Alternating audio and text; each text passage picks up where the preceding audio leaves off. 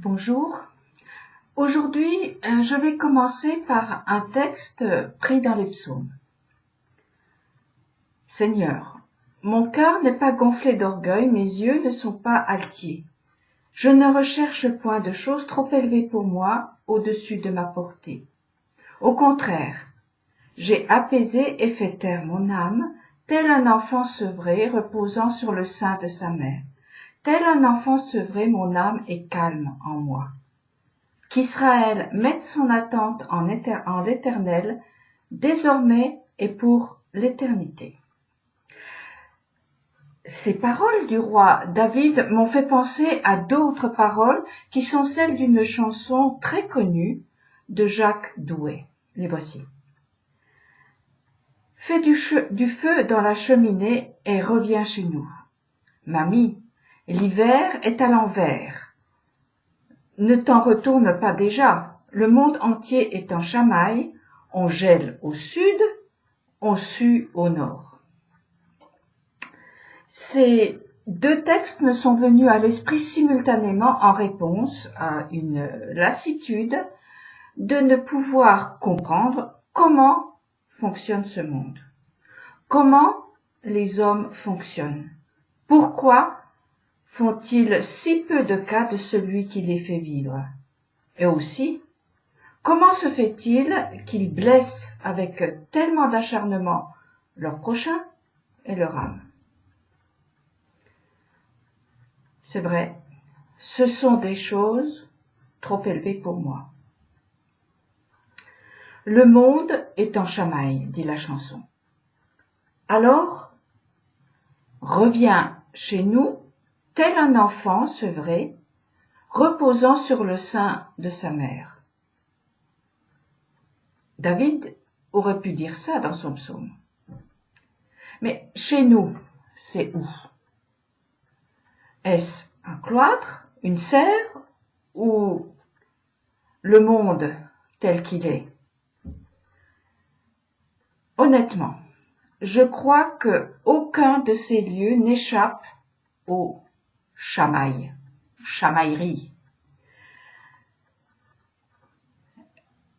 Reste certainement l'expérience d'un roi.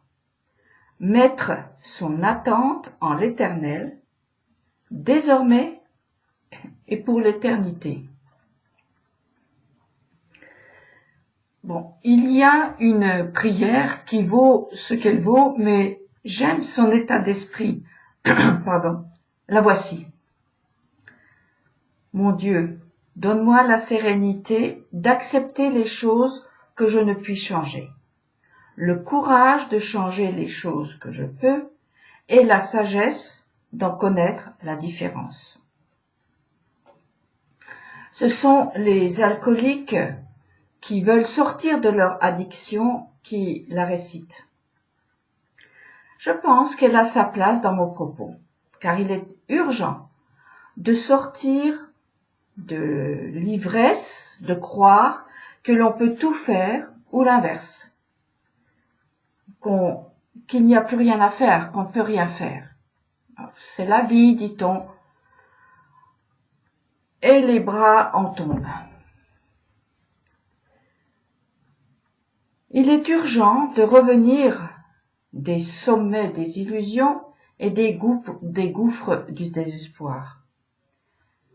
Quitter l'ivresse qu'il procure pour revenir à la maison dans de justes proportions. Noé est le personnage biblique qui a vu la chamaille du monde, détruit moralement, puis physiquement. Dans une maison qui flotte au-dessus des événements, il a sans doute rêvé d'un autre monde. Peut-être a-t-il fait des plans pour reconstruire ce monde. Et puis, il est retombé sur terre, et là, tout est tellement chamboulé. Ça sent mauvais, la tâche est tellement immense, Noé déprime. Au fond du gouffre, il plante une vigne et se saoule. On peut le comprendre. Mais cela n'a rien réglé, au contraire. Réveillé de son ivresse, la situation a empiré puisque cette fois, c'est sa famille qui est mise à mal. Cette famille va construire une maison célèbre, dite la tour de Babel, que l'Éternel détruira. Alors, la question reste entière. Où est la maison? Avec des majuscules. Où? Comment revenir? Ce thème du retour court en filigrane dans toute la Torah. Il en est même la base. Je me demande même s'il n'est pas la raison de l'existence de la Torah et la nôtre.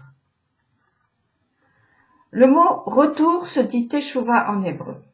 Il y a différentes traductions, plus ou moins heureuses, mais son sens le plus juste est renouer le lien. Revenir pour renouer, retrouver un contact chaleureux, d'où mon choix de l'image du feu dans la cheminée et de l'enfant sur le sein de sa mère. Le mot teshuva, même dans une mauvaise traduction, évoque le souvenir, se souvenir de ce qui a été oublié, laissé derrière soi et qu'il faut retrouver. Revenir au commencement, au point 1. Or, ce point 1 se cache dans la première lettre de la Torah écrite, et cette lettre s'appelle justement Beit. Traduisez le foyer, la maison. Pour revenir à cette lettre, à cette maison donc, il faut étudier avec des maîtres éclairés et compétents. Cette étude doit-elle rester théorique, juste un savoir qui fait du bien à l'ego? Certains s'en contentent et cela ne change rien dans leur vie, et encore moins dans l'avancement du projet divin qui est de construire et réparer, car ce monde est inachevé. Ce monde a été mis sans dessus-dessous par l'impatience du premier couple avant même d'avoir commencé. La lettre Beit est l'archétype de toutes les demeures. Elle est à la fois la demeure de l'univers, le temple céleste et matériel, le foyer familial et, par extension, la mer. Revenir à la maison n'est donc pas une philosophie, mais bel et bien un mouvement de tout le corps.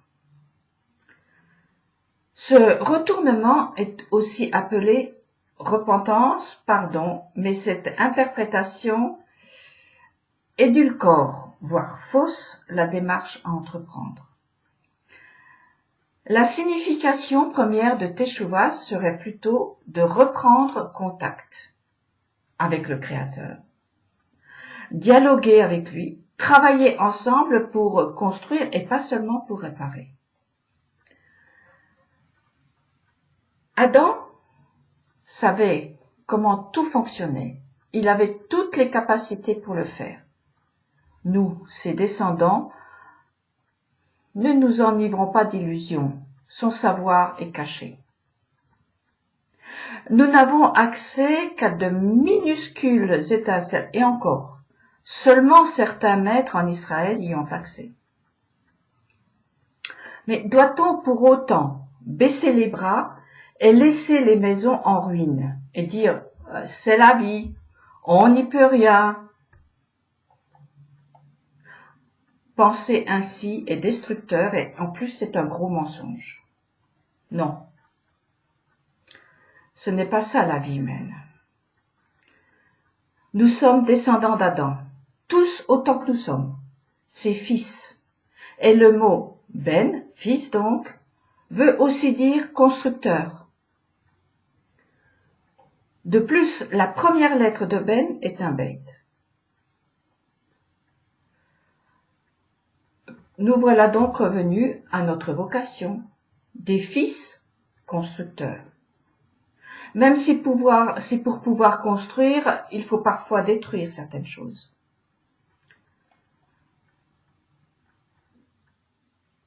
Pour ce faire, commençons par le commencement, se reconstruire soi, sa maison intérieure où un dialogue chaleureux, fructueux doit s'instaurer entre le féminin et le masculin.